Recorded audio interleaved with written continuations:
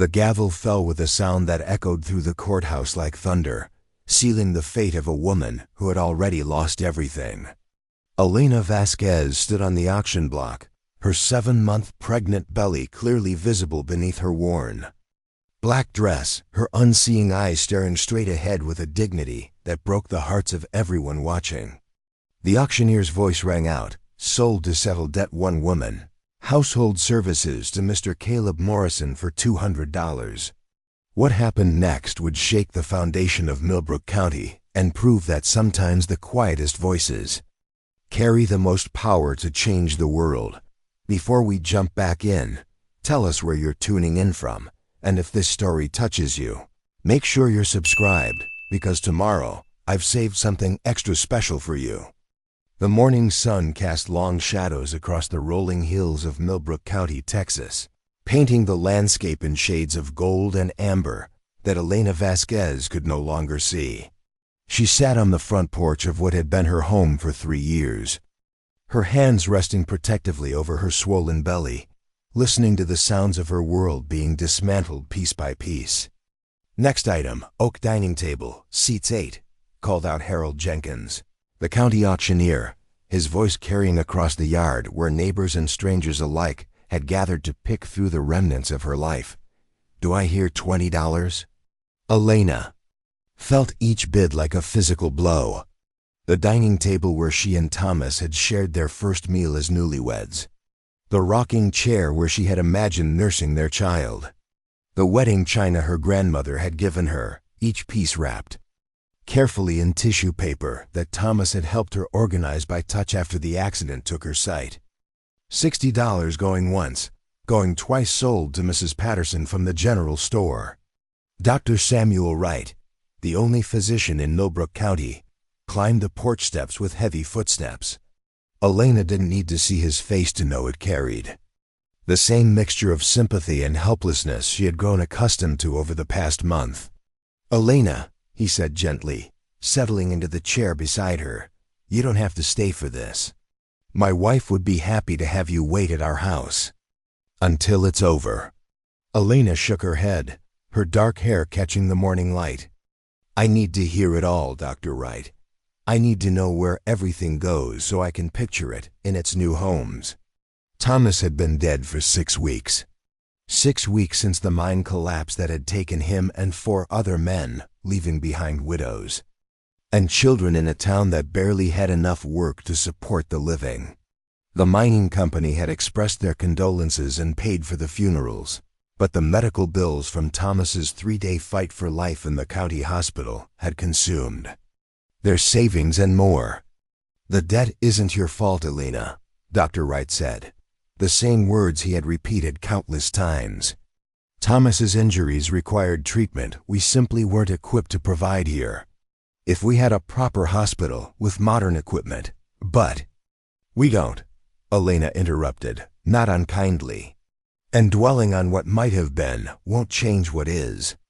The irony wasn't lost on her that the very medical bills she couldn't pay were owed to the man sitting beside her.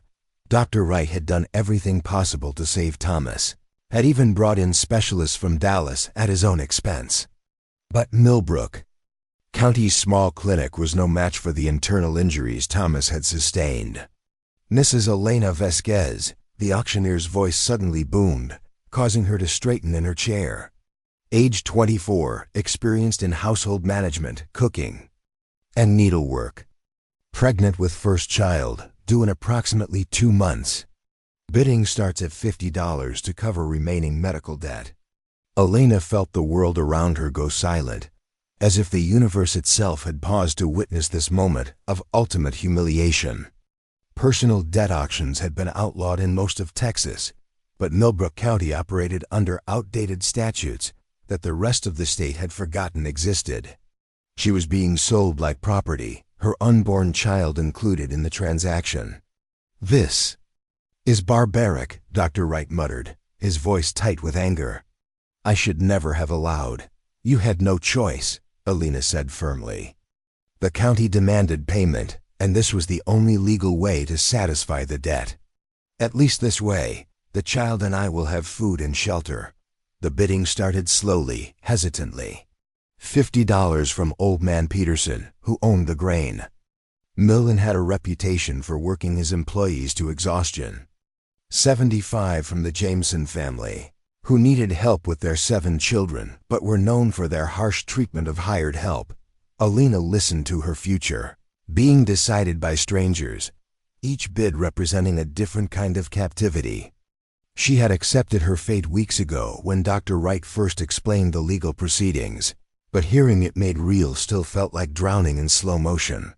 $100, called a voice Alina didn't recognize. It was deep, quiet, and carried an authority that made the crowd turn to locate its source. "I have 100 from the gentleman in the back," the auctioneer announced. "Do I hear 120? Alina strained to hear more about this new bidder, but the voice didn't speak again. She knew most of the voices in Millbrook County had spent 3 years learning to identify people by their speech patterns and footsteps after the industrial accident at the textile mill had taken her sight. This voice was unfamiliar, controlled, and strangely gentle despite its firmness. 120 from the Jamesons, the auctioneer continued. "Do I hear 150? The mysterious voice responded immediately. $200. A murmur went through the crowd. $200 was more than many families in Millbrook County saw in 6 months. Alina heard shuffling feet and whispered conversations as people tried to identify the generous bidder. $200 going once, the auctioneer called. Going twice. Alina's heart pounded as she waited for someone to outbid this stranger. Part of her hoped they would, because the unknown was terrifying when you couldn't see what lay ahead. But another part of her was curious about someone who would bid so decisively, so generously for a woman and child he didn't know, sold to. Mr. Caleb Morrison for $200. The name hit Alina like a revelation. Caleb Morrison. She had heard whispers about the Morrison Ranch, located 15 miles outside of town in the hill country. The previous owner had been a recluse who rarely came to town, and when he died 2 years ago, his nephew had inherited the property. People said the nephew was strange, quiet to the point of being mute, and that he lived alone on thousands of acres with only cattle and horses for company. Dr. Wright leaned closer to her ear. "Alina, I don't know anything about this man. He's never even been to the clinic. Are you sure you want to go through with this?" Alina pressed her hands against her belly, feeling the baby's strong kicks in response to her elevated heartbeat. "I don't have a choice, Dr. Wright. The auction is final." As the crowd began to disperse, Alina heard deliberate footsteps approaching the porch. They were measured, careful, as if the person was trying not to make too much noise. When they stopped, in front of her, she caught the scent of leather, hay, and something else soap, as if he had cleaned up before coming to town. "Mrs. Vasquez." The voice was the same one that had bid on her, but now she could hear subtle qualities she had missed before. There was kindness in it, and a careful respect that surprised her. "I'm Caleb Morrison." Alina stood, her hand trailing along the porch railing for guidance. "Mr. Morrison, I suppose I should thank you for your purchase." She heard Dr. Wright shift uncomfortably beside her, but Caleb Morrison's response surprised them both. "Ma'am, I want you to understand something right away. I didn't buy you. I bought your debt. There's a difference. You'll have a place to stay and food to eat until after your baby is born, and then we'll figure out what comes next. You're not my property, and you're not my servant." The words were spoken so quietly that Alina had to lean forward to catch them all, but they carried a conviction that made her throat tight with unexpected emotion. "I don't understand," she said carefully. "The auction terms were clear. I'm obligated to provide household services." The auction terms were barbaric. Caleb interrupted, his voice carrying the first hint of anger she had heard. "But they're also flexible. My ranch is large enough that you can have your own space, and I have enough resources that your labor isn't necessary for my survival." Dr. Wright cleared his throat. "Mr. Morrison, that's very generous, but Elena will need medical care as her pregnancy progresses. My clinic is 15 miles from your ranch, and the roads aren't always passable. Then we'll make sure she has what she needs," Caleb said simply. "Whatever it costs." Elena felt tears stinging her eyes, the first she had allowed herself since Thomas's funeral. This stranger was offering her something she had thought was lost forever: choice. Not comfort, perhaps, and not the life she had planned, but the dignity of making her own decisions about her future. "Mr. Morrison," she said, her voice steady despite her emotions. "Why are you doing this? You don't know me. You don't owe me anything." There was a long pause before he answered, and when he did, his voice was so soft she almost missed it. "Sometimes people need rescuing, and sometimes people need to do the rescuing. I reckon this might be one of those times when both things are true." Dr. Wright stood, his chair creaking against the porch boards.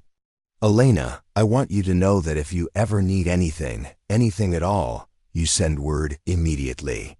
My wife will pack some supplies for you, medicines, baby clothes, whatever we can spare. Thank you, Dr. Wright, for everything." As the doctor's footsteps faded down the porch steps, Elena found herself alone with the man who had just altered the course of her life. She could hear him breathing quietly, could sense his presence without feeling threatened by it. After months of being treated like a burden, a problem to be solved, or a debt to be settled, his simple respect for her personhood felt revolutionary. "Mrs. Vasquez," Caleb said eventually, "I have a wagon here whenever you're ready. Take whatever time you need to say goodbye to this place." Elena turned toward the house where she had been happy, where she had planned to raise children and grow old with Thomas. The auction had stripped it bare, but the memories remained vivid in her mind. The kitchen where Thomas had taught her to cook by feel after her accident. The bedroom where they had whispered about baby names and painted pictures with words of the future they would never share. "I'm ready," she said, turning back toward the stranger who represented her uncertain future. "There's nothing left here for me now." As Caleb Morrison helped her down the porch steps with a gentleness that surprised her, Elena felt the first stirring of something she hadn't experienced in weeks: hope. Not for the life she had lost, but for whatever came next. The baby kicked strongly, as if responding to this new possibility, and Elena placed her hand over the movement. She was walking into the unknown, but she was no longer walking alone. Wagon ride to Morrison Ranch would take 2 hours. 2 hours to travel from the life she had known into a future she couldn't see, but somehow no longer feared. Behind them, the empty house grew smaller, but ahead lay 15 miles of Texas hill country and a man whose quiet voice had already begun to change everything. As the wagon wheels rolled over the dusty county road, Elena realized that sometimes salvation comes not with trumpets and fanfare, but with the simple words of a stranger willing to see dignity where others see only debt, preparing and narrating. This story took us a lot of time, so if you are enjoying it, subscribe to our channel. It means a lot to us. Now back to the story. The Morrison Ranch sprawled across the Texas hill country like a forgotten kingdom, its boundaries marked by cedar posts and barbed wire that seemed to stretch into eternity. Elena felt the wagon wheels transition from the county's packed dirt road onto what must have been a private drive, the sound changing from steady rolling to the crunch of gravel beneath the horses' hooves. "The main house is about a quarter mile ahead," Caleb said, his first words since they had left town. His voice carried easily over the rhythmic clip-clop of the horse's gait, but Elena could hear something else beneath it: nervousness, perhaps, or uncertainty about what came next. The afternoon sun warmed her face as the wagon climbed what felt like a gentle slope.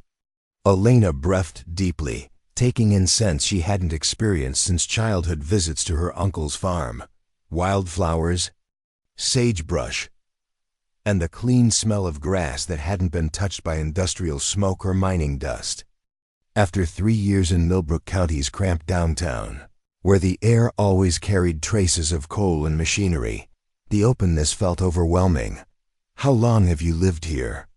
Elena asked, partly from curiosity and partly to break the silence.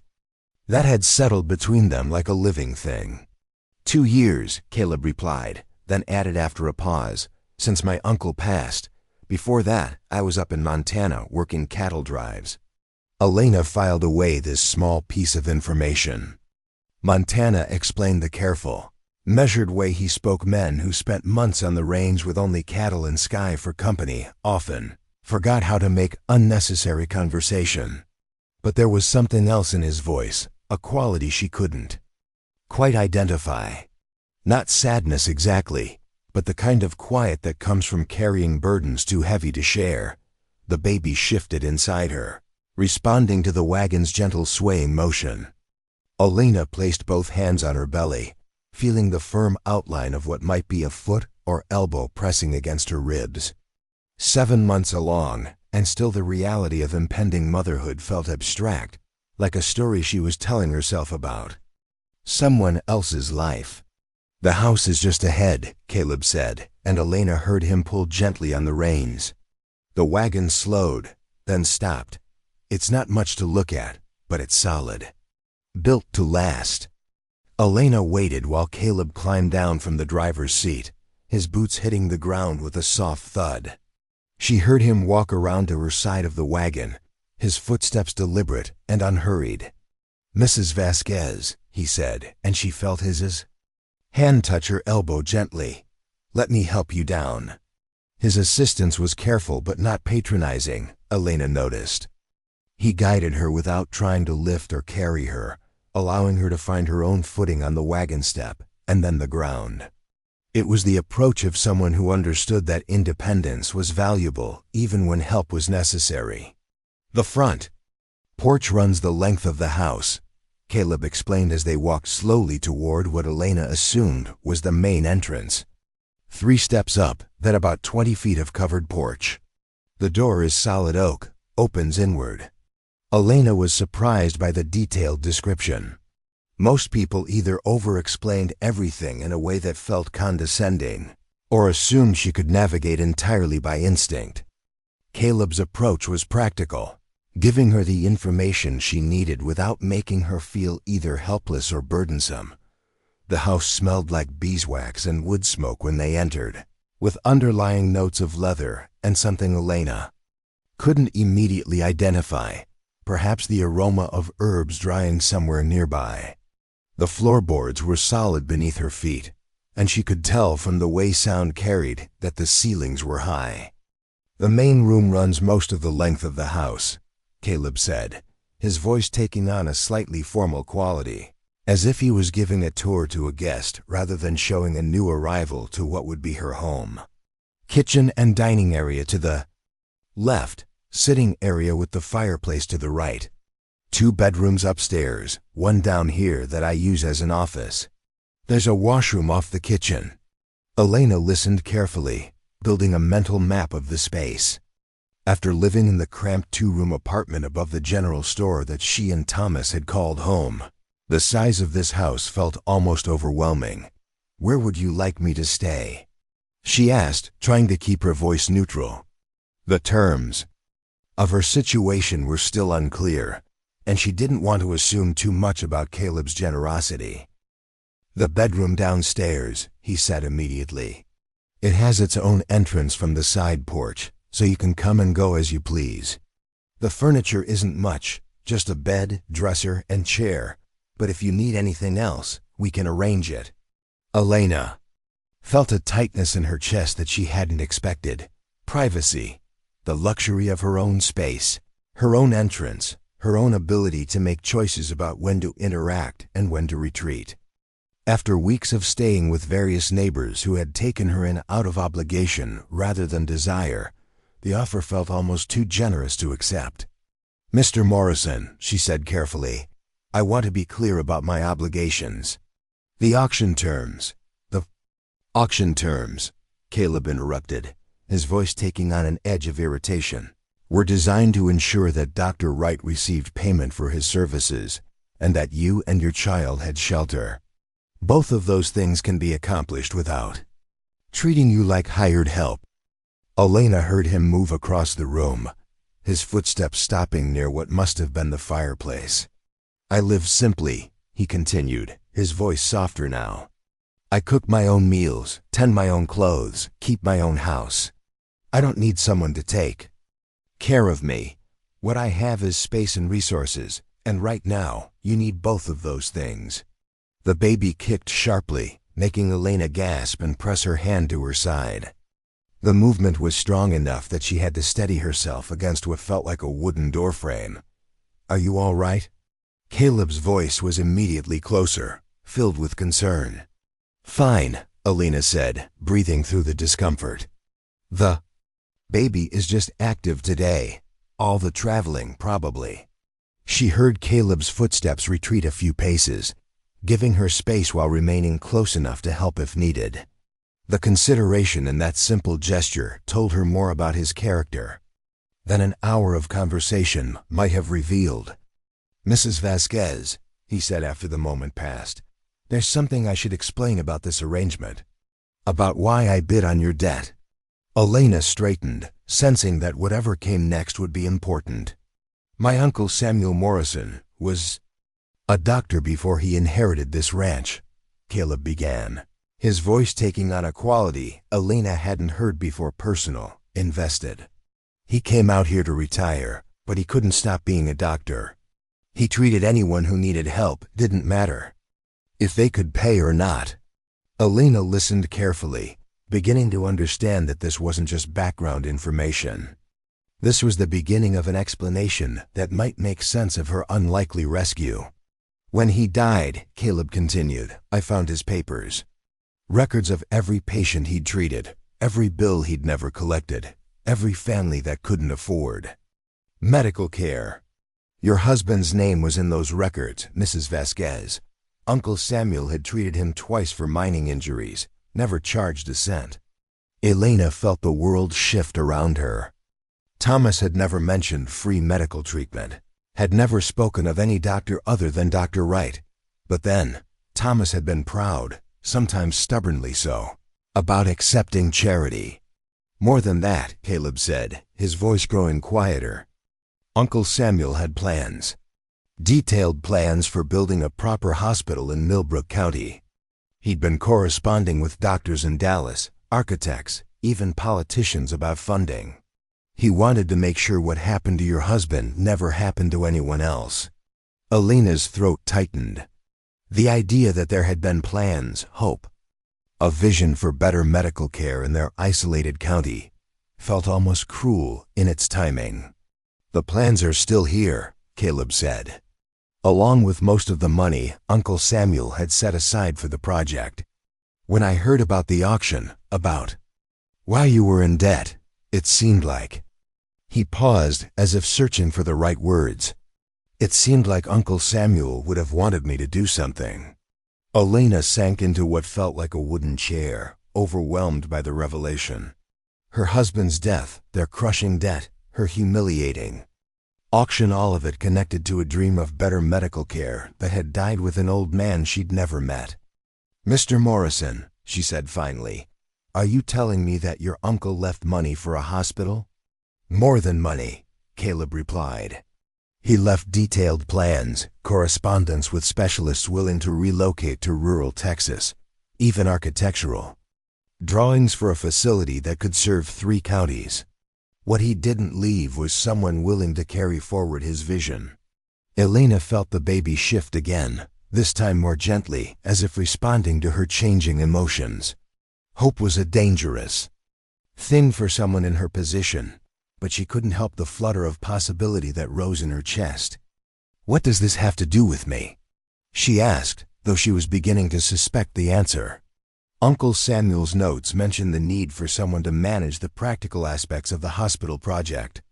Someone who understood the community, who had experience with the kind of suffering that inadequate medical care causes. Caleb's voice was measured, careful. Someone who would have a personal investment in seeing the project succeed. Elena sat in silence, processing the implications. Caleb Morrison wasn't just offering her shelter until her baby was born. He was offering her a purpose, a way to honor Thomas's memory while building something that might prevent other families from experiencing their tragedy. "You barely know me," Elena said finally. "How do you know I'm capable of managing such a project?" "I don't," Caleb admitted. "But I know you've managed a household, managed your own care after losing your sight, managed to maintain your dignity through circumstances that would have broken most people. And I know that sometimes the best leaders are the ones who understand from personal experience what failure costs." Elena stood and walked carefully toward the sound of Caleb's voice, using her hand to trail along furniture until she was closer to where he stood. "Mr. Morrison," she said, "if I agree to help with this hospital project, what would that mean? What would my role be?" "It would mean," Caleb said, his voice carrying new energy, "that instead of being rescued, you'd be doing the rescuing. You'd be helping to build something that could save lives for generations." Elena felt tears welling in her eyes, not tears of grief this time, but tears of something she hadn't felt since before Thomas's accident: purpose. The possibility of contributing something meaningful to the world, of ensuring that her child would grow up in a place where medical emergencies didn't mean death sentences. "There's one thing I need to know," Elena said. "Why haven't you started this project yourself? You have the money, the plans, the resources. What do you need me for?" Caleb was quiet for a long moment. When he finally spoke, his voice carried a vulnerability Elena hadn't heard before. "Because I'm not good with people, Mrs. Vasquez. I can manage cattle, fix machinery, work land. But building a hospital requires convincing communities, working with officials, managing staff. It requires someone who understands human nature in ways I never learned." Elena understood. The silent rancher who had bid on her debt, who lived alone with thousands of acres for company, was admitting that he needed what she could offer: the ability to connect with people, to understand their needs, to bridge the gap between vision and reality. "If I say yes," Elena said carefully, "I want to be clear about the terms. This wouldn't be charity. I'd be working, contributing, earning my place here." "Yes," Caleb said immediately. "Equal partners in Uncle Samuel's vision." Elena extended her hand toward the sound of his voice. "Then yes, Mr. Morrison, let's build a hospital." His handshake was firm, calloused from ranch work, but gentle enough to convey respect rather than dominance. As their hands clasped, Elena felt something she hadn't experienced since Thomas's death: the sense that she was beginning something rather than simply surviving something.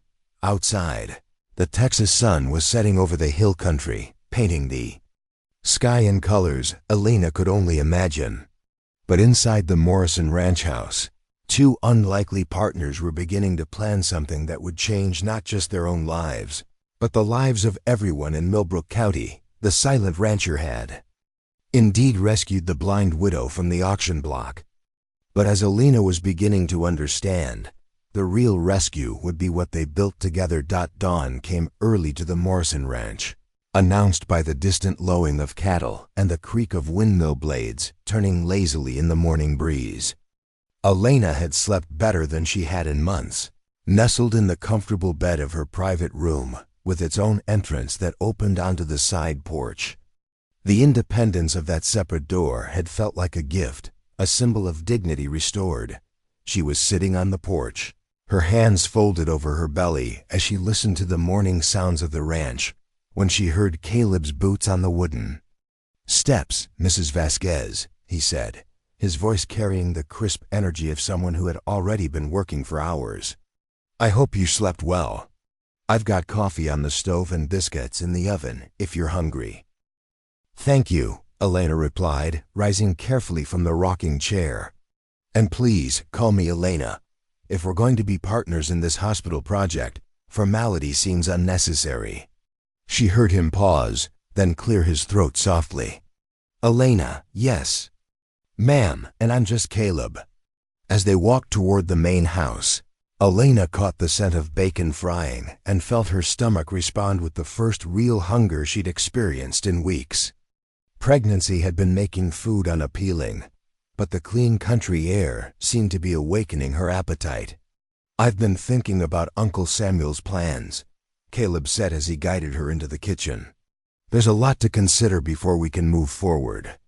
The biggest challenge isn't going to be the building or even the money. It's going to be convincing people that it's possible."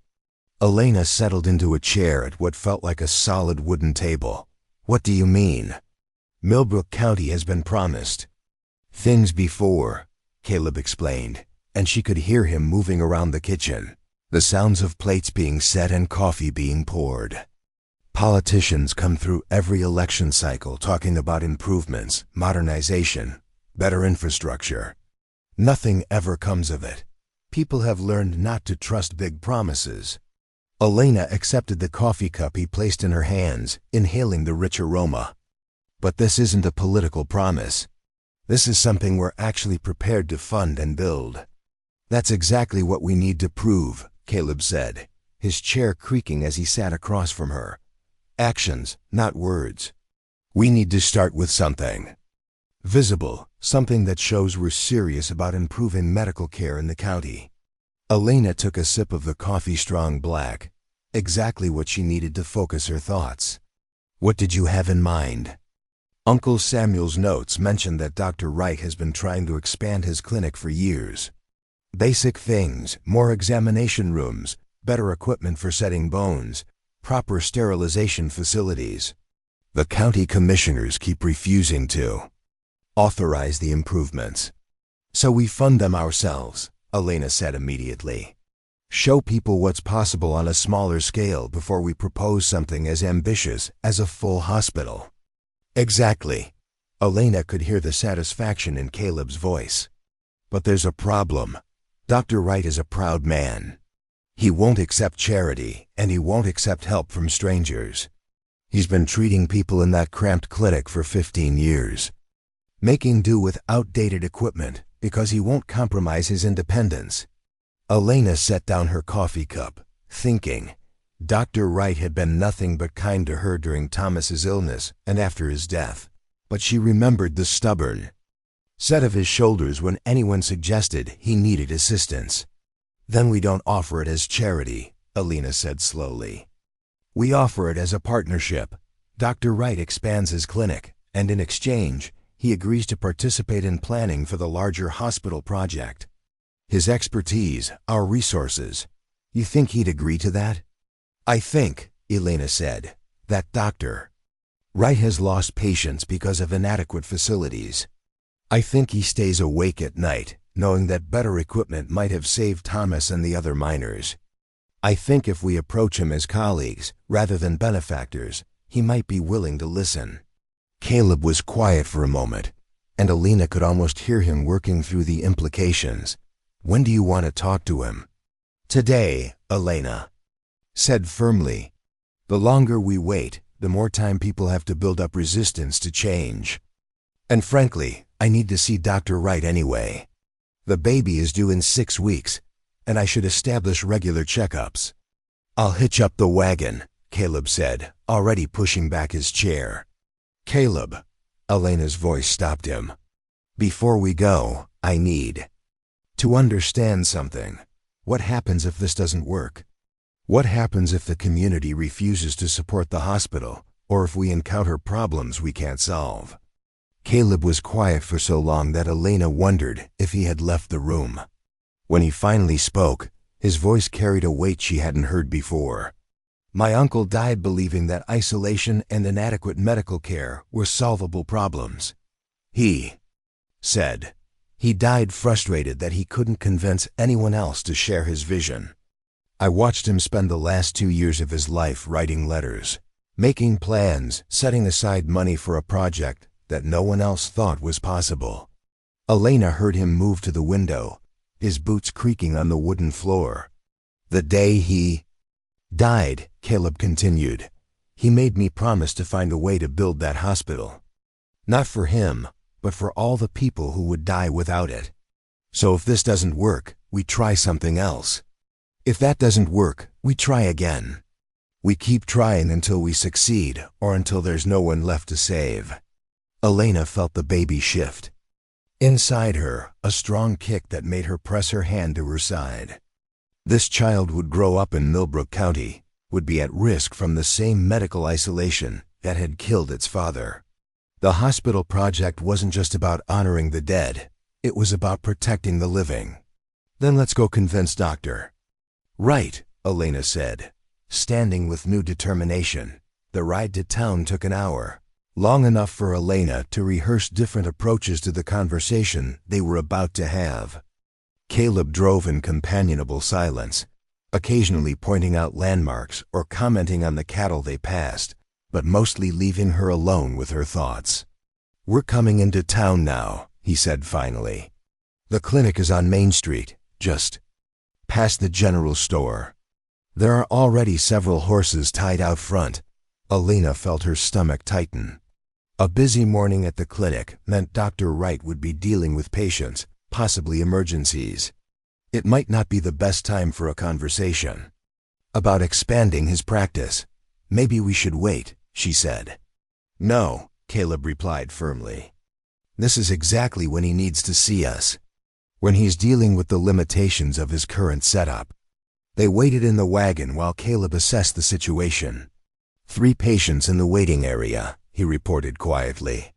1 woman with a child who keeps coughing, 1 elderly man holding his arm like it might be broken, and a younger fellow with blood seeping through a bandage on his leg. Elena closed her eyes, picturing the cramped clinic with its single examination room and limited equipment. Dr. Wright would be juggling multiple patients, probably sending the less urgent cases home with instructions to return later. In a proper facility, all 3 could be treated simultaneously by different medical staff. Mrs. Vasquez? Elena? Elena turned toward the familiar voice of Mrs. Patterson from the general store, who was approaching their wagon with obvious curiosity. Hello, Mrs. Patterson, Elena replied, forcing a smile. How are you this morning? I'm fine, dear, but I'm surprised to see you. I heard about about your situation. This is Mr. Morrison, I assume. The woman's voice carried the particular tone that meant gossip was being gathered for later distribution. Yes, ma'am, Caleb said politely. Caleb Morrison, I see. And you're bringing Elena to see Dr. Wright for her condition? Elena felt her face flush. Mrs. Patterson's question was innocent enough, but the implication was clear that Elena was now dependent on Caleb's charity for even basic medical care. Actually, Elena said, straightening in the wagon seat, we're here to discuss a business proposition with Dr. Wright. Mr. Morrison and I are exploring ways to improve medical facilities in Millbrook County. Mrs. Patterson's intake of breath was audible. Business proposition? What kind of business could you possibly? The kind that might prevent other families from going through what Elena experienced. Caleb interrupted, his voice carrying a quiet authority that stopped Mrs. Patterson's questions. Well, Mrs. Patterson said after a moment, her tone shifting to something more cautious. I suppose that single quotes admirable, though I can't imagine what Dr. Wright would think of such grand plans. Elena heard the skepticism in the woman's voice and realized this conversation was a preview of what they would face throughout the community. People who had lived with limitations for so long that they couldn't imagine alternatives. People who had been disappointed by promises before and had learned to distrust anyone who claimed they could make things better. I guess we'll find out, Elena said calmly. As Mrs. Patterson walked away, Elena could practically feel the woman's curiosity and skepticism radiating behind them. By evening, the entire town would know that the blind widow who had been auctioned for debt was now claiming to have business with the town doctor. That went about as well as expected, Caleb observed quietly. It's going to get worse before it gets better, Elena replied. Are you prepared for that? Are you? Elena considered the question seriously. Opposition from the community was inevitable. People would question her qualifications, her motivations, her right to propose changes to systems that had been in place for decades. They would whisper about the pregnant widow who thought she could revolutionize rural medicine. "Yes," she said. "Finally, I'm prepared for that." Are you prepared for the possibility that some of the opposition will be directed at you personally? People might wonder why a successful rancher would partner with someone in my situation. Caleb was quiet for a moment. "Elena, I've been wondering about something. Why did you agree to this partnership so quickly? You barely know me." "For all you know, I could be using you to legitimize my uncle's plans, or taking advantage of your situation for my own purposes."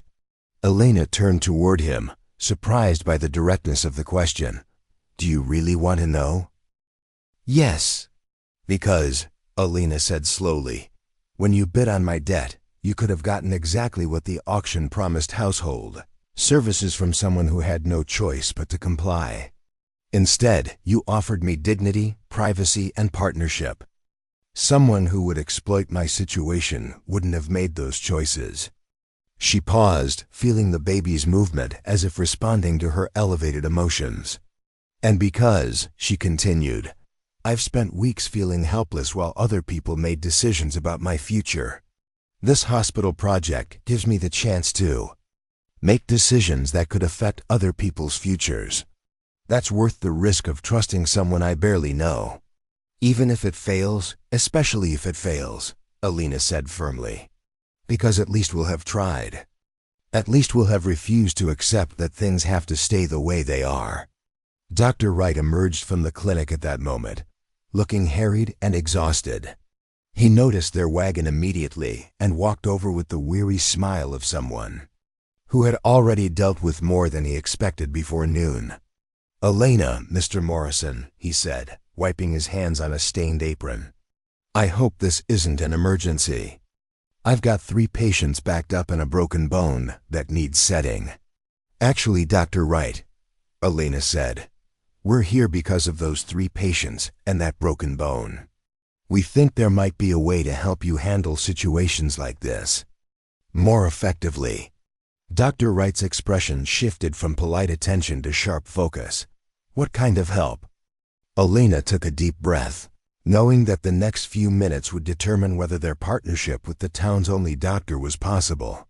"The kind that would give you proper examination rooms, modern equipment, and enough space to treat multiple patients simultaneously," she said. "The kind that would mean you never again have to choose between treating a child's cough and setting an old man's broken arm." Dr. Wright stared at her for a long moment, then looked at Caleb, then back at Elena. "I think," he said slowly, "we need to have a longer conversation. Can you come back this afternoon when I've finished with these patients?" "We'll be here," Elena promised Dot as they drove away to wait for the afternoon appointment. Elena felt the first real stirring of hope since Thomas's death. Dr. Wright hadn't dismissed their proposal immediately. He hadn't questioned her qualifications or expressed skepticism about their resources. He had simply asked for time to consider their offer properly. "One down," Caleb said quietly. "The hardest one," Elena corrected. "If Dr. Wright supports us, we have medical credibility. If he opposes, U.S. will never get community acceptance." The afternoon meeting would determine whether their vision of improved medical care for Millbrook County had any chance of becoming reality. But for the first time since the auction, Elena felt like she was actively working toward a future rather than simply surviving the present. The battle lines were being drawn, and Elena Vasquez was ready to fight. The afternoon sun slanted through the clinic's dusty windows, casting long shadows across the cramped waiting room where Elena and Caleb sat surrounded by the evidence of Dr. Wright's daily struggles. A broken examination table leaned against one wall, its leather surface cracked and held together with strips of cloth. Medical supplies were stacked in makeshift wooden crates, and the single oil lamp that provided additional light flickered ominously, casting dancing shadows that made the small space feel even more confined. Dr. Wright emerged from his examination room, his shirt sleeves rolled up and his face showing the strain of a particularly difficult afternoon. Behind him, Elena could hear the muffled voices of a woman comforting a child, his last patients of the day. "Mrs. Henderson, make sure Tommy keeps that splint dry," Dr. Wright called over his shoulder. "Bring him back in a week so I can check." "The healing." "Thank you, doctor," came the grateful reply. "We'll find a way to pay you, I promise." "Don't worry about it now," Dr. Wright said gently. "Focus on getting that boy well." Elena heard the family gather their belongings and shuffle toward the door, their footsteps hesitant as if they wanted to say more, but didn't know how to express their gratitude. After they left, silence settled over the clinic like dust, broken only by the tick of an old clock and the distant sounds of Main Street activity. 15 years, Dr. Wright said finally, settling into a chair across from them with a heavy sigh. 15 years of treating broken bones with inadequate equipment, delivering babies by lamplight, and watching good people suffer because I don't have the resources to help them properly. Elena leaned forward, sensing that Dr. Wright was wrestling with something larger than their specific proposal. "Tell us about today," she said quietly. "What happened with your patients?" Dr. Wright was silent for a moment, then began speaking. With the weary voice of a man who had seen too much preventable suffering. "The Henderson boy fell from a tree and broke his wrist," he said. "Simple fracture, should heal perfectly with proper treatment. But I had to set it by feel because my X-ray equipment broke down 3 months ago and I can't afford to replace it. The elderly gentleman, Mr. Foster, has what I'm almost certain is pneumonia, but I can't confirm it without proper diagnostic tools. And Mrs. Garcia's baby has been running a fever for 3 days, but I'm treating her in the same room where I just set a broken bone, because I only have 1 examination space." Elena felt each example like a physical blow. These were exactly the scenarios that proper medical facilities could address: separate treatment areas, modern diagnostic equipment, adequate lighting, and sterilization capabilities. "Dr. Wright," Caleb said, his voice careful and respectful, "what would you need to treat those patients the way they deserve to be treated, at minimum?" Dr. Wright rubbed his temples. 3 examination rooms, proper surgical lighting, basic X-ray capability, a separate area for treating infectious diseases, and enough space for patients to wait without overcrowding. In other words, a complete reconstruction of everything.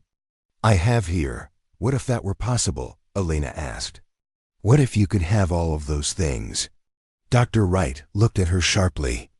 "Elena, I appreciate what you're trying to do, but rebuilding this clinic would cost more money than this entire town sees in a year.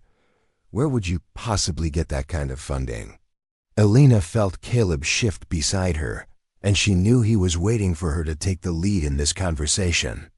The partnership they had formed was still new, but already she understood that his strength lay in quiet support while hers was in direct communication. "Dr. Wright," she said, "before I answer that question, I need to ask you something. If money weren't an issue, if you could have any facility you wanted, what would you build?" The doctor stared at her for a long moment, as if trying to determine whether she was serious or simply indulging in impossible dreams. "You really want to know?" he asked finally. "I really want to know." Dr. Wright stood and walked to a cabinet in the corner of the room. He pulled out a worn leather portfolio and brought it back to the table, opening it to reveal detailed sketches and handwritten notes. "I've been drawing these plans for 5 years, he said, his voice taking on a quality Elena hadn't heard before. Hope, mixed with frustration.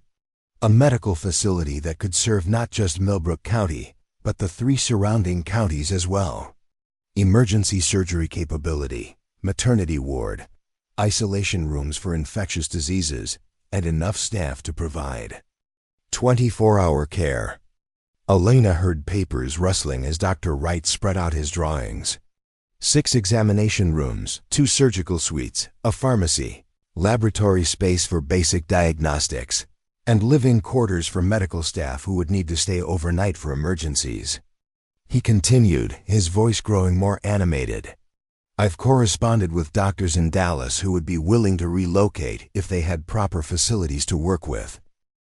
Dr. Wright, Caleb said quietly, may I see those plans? Elena heard more paper rustling, then a long silence as Caleb examined Dr. Wright's sketches. These are remarkably similar to plans my uncle left, Caleb said finally. Dr. Samuel Morrison. Did you know him, Samuel Morrison? Dr. Wright's voice rose with surprise. Of course I knew him. We corresponded regularly about medical care in rural Texas. He was the one who encouraged me to develop these plans, who put me in contact with the doctors in Dallas. I was devastated when I heard he had passed. Elena felt pieces of a puzzle clicking into place. Dr. Wright and Samuel Morrison had been collaborating on the same vision that she and Caleb were now trying to realize. They weren't starting from nothing. They were continuing work that had already been begun. Dr. Wright, Elena said carefully, what if I told you that Samuel Morrison left detailed plans for exactly the kind of facility you're describing? And what if I told you that he also left the money to build it?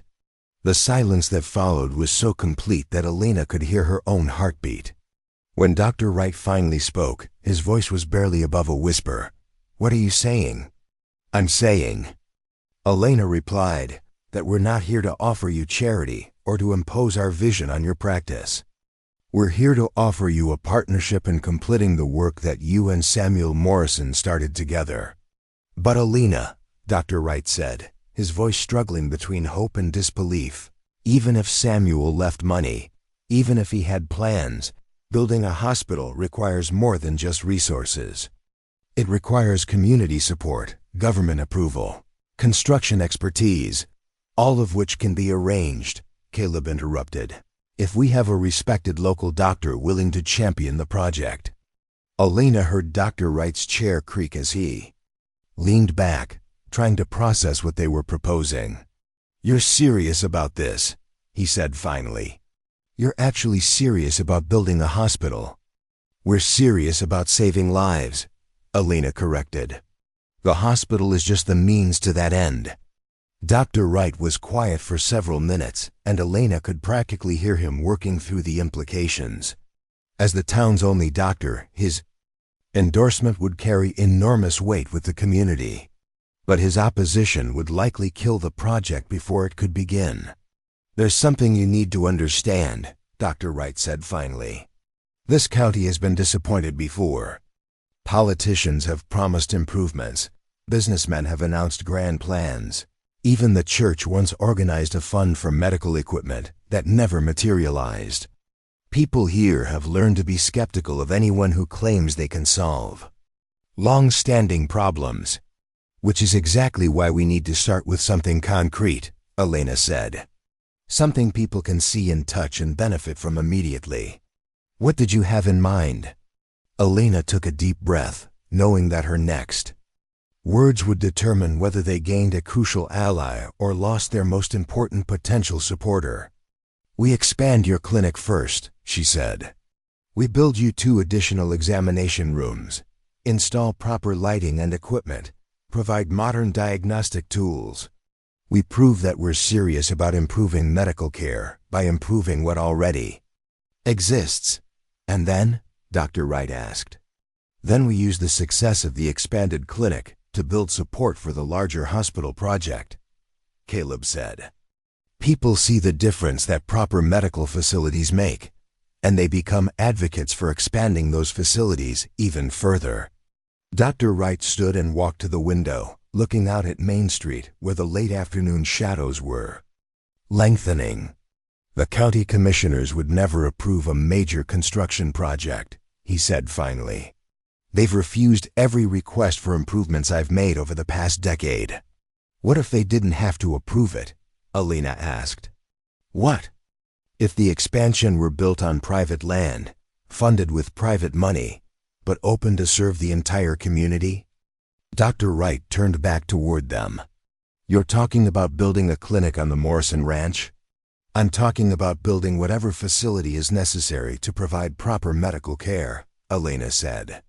"If that means building it outside town, limits to avoid political interference, then that's what we do." "But Elena," Dr. Wright said, his voice filled with concern, "a clinic 15 miles outside of town wouldn't be accessible to everyone who needs care. People without transportation, emergency cases, which is why it would only be the first step," Caleb explained.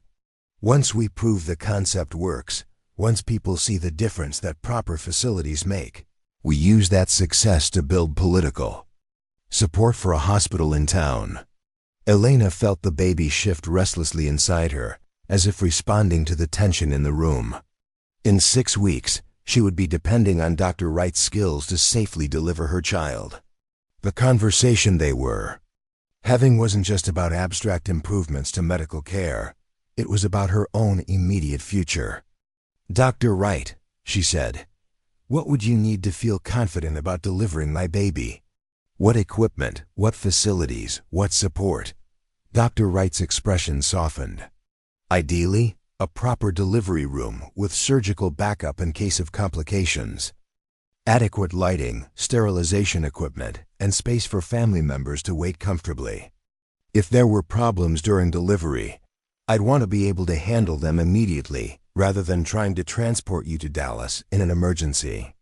"Then let's build that," Elena said simply.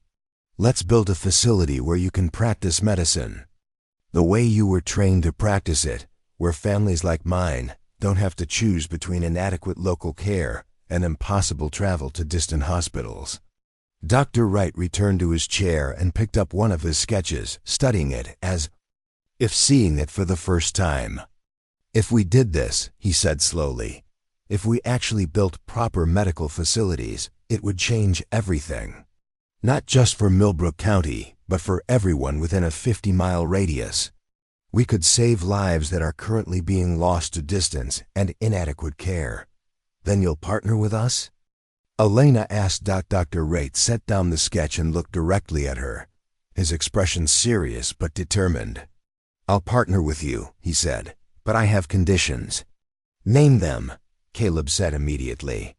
"First, any facility we build must be open to everyone, regardless of their ability to pay. I won't be part of creating a medical system that serves only those who can afford it." "Agreed," Elena said without hesitation. "Second, I want input on every aspect of the design and construction.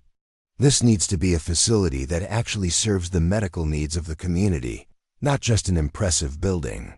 "Agreed," Caleb sighed.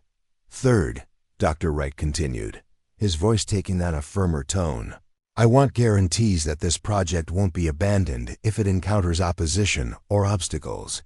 Too many promises have been broken in this county.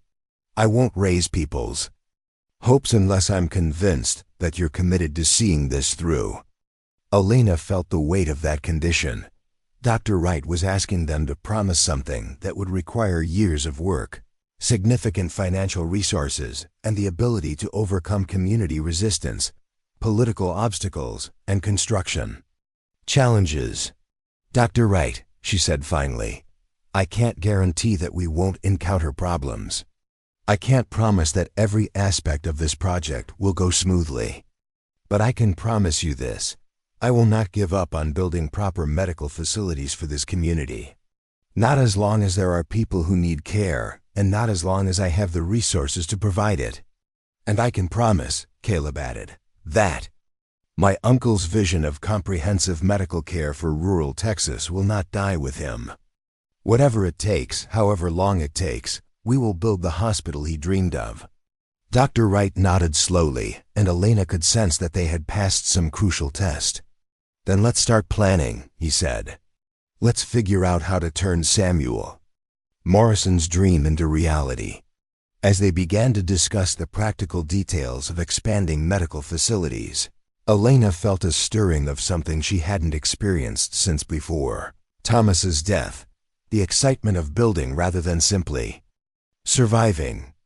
They were no longer just talking about helping her personally. They were planning something that could transform the lives of thousands of people.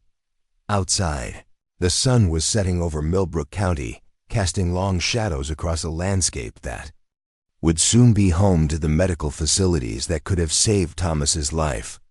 Elena couldn't see the sunset, but she could feel its warmth on her face through the clinic window, and for the first time in months, that warmth felt like a promise, rather than a memory.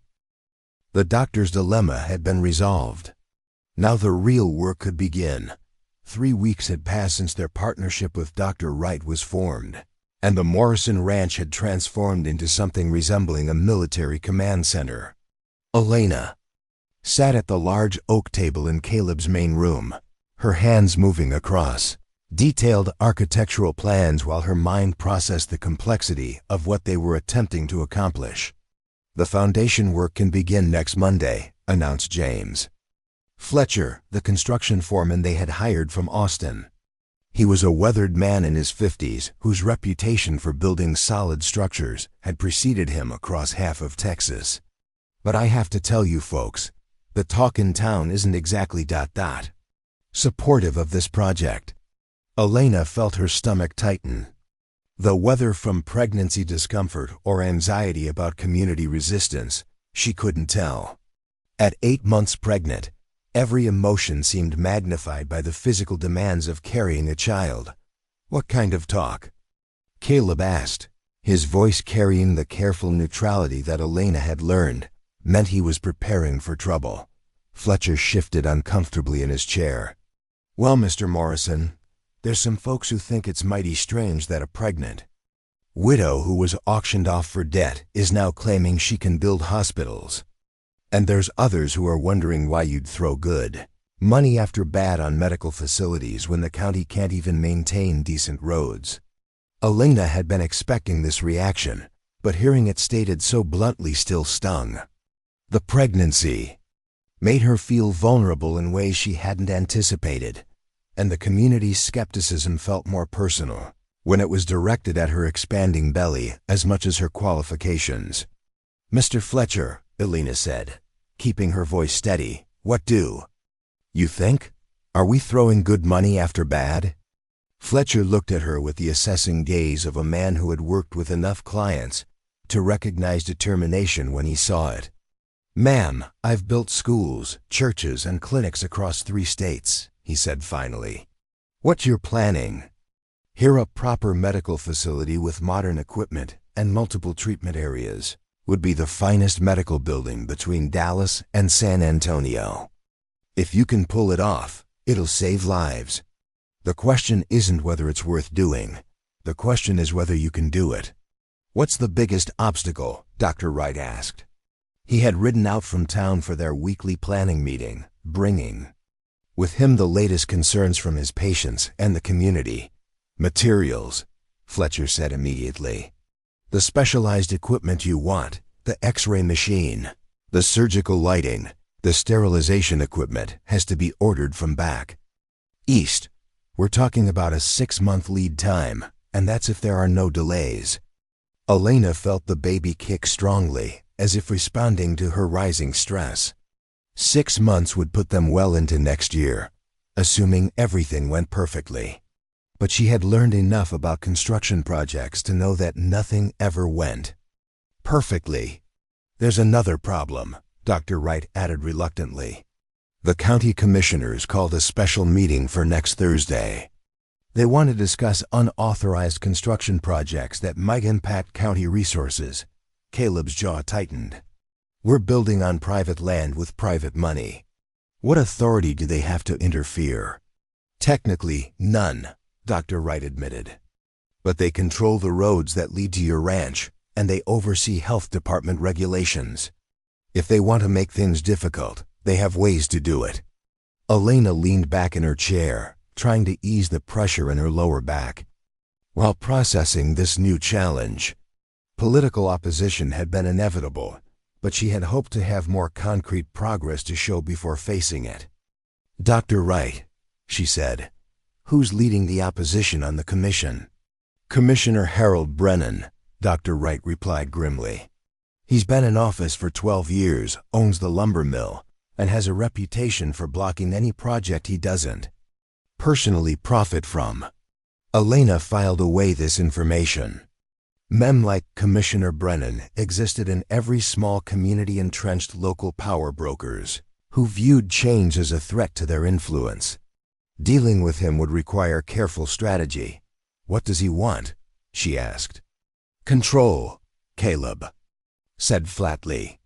Men like Brennan can't stand the idea that important projects might happen without their approval. A knock at the door interrupted their discussion. Caleb rose to answer it, and Elena heard muffled voices before he returned with two unexpected visitors, Mrs. Henderson, whose son Tommy had been treated for a broken wrist, and Mrs. Garcia, whose baby had been running a fever during their last visit to Dr. Wright's clinic. "Mrs. Vasquez," Mrs. Henderson said, settling into a chair with obvious nervousness. "We heard about your plans for building a new medical facility. We wanted to speak with you about it." Elena felt a flutter of anxiety. Community members showing up unannounced could mean either support or opposition, and she couldn't tell from Mrs. Henderson's tone which it would be. "Of course," Elena said. "Please, tell us what's on your mind." Mrs. Garcia leaned forward, her dark eyes intense with emotion. "Mrs. Vasquez, when my baby Maria was sick last month, Dr. Wright had to examine her in the same room where he was treating other patients. I was terrified she would catch something worse than what she already had. And when Tommy broke his wrist," Mrs. Henderson added, "Dr. Wright had to set it without x-rays because his machine was broken. We spent 3 sleepless nights worrying that it wasn't healing properly." Elena waited, unsure where this conversation was leading. "What we're trying to say," Mrs. Henderson continued, "is that we want to help. We know you're facing opposition from the commissioners, and we know some people in town think this project is too ambitious. But we've seen what happens when medical care isn't adequate." Mrs. Garcia nodded vigorously.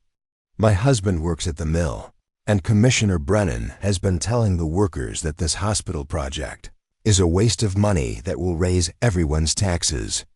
But we don't care about taxes if it means our children get proper medical care." Elena felt tears prick her eyes. Support from community members, especially mothers who understood the stakes involved, was more valuable than any amount of money or political influence. "Mrs. Henderson, Mrs. Garcia," Elena said, "what kind of help did you have in mind?" "We've been talking to other families," Mrs. Henderson explained. "Families who've had to watch loved ones suffer because of inadequate medical facilities. We want to attend the commissioners' meeting next Thursday and speak in support of your project." Dr. Wright looked surprised. "You realize that could put you at odds with Commissioner Brennan? He has influence over a lot of jobs in this county." "Dr. Wright," Mrs. Garcia said firmly, "my baby's life is more important than Commissioner Brennan's approval. If speaking up helps get us better medical care, then that's what we'll do." Elena felt a surge of hope mixed with protective concern. These women were offering to take personal risks to support the hospital project, but she didn't want their courage to result in economic retaliation against their families. "Mrs. Henderson, Mrs. Garcia," Elena said carefully, "I'm grateful for your support, but I want you to understand what you might be risking.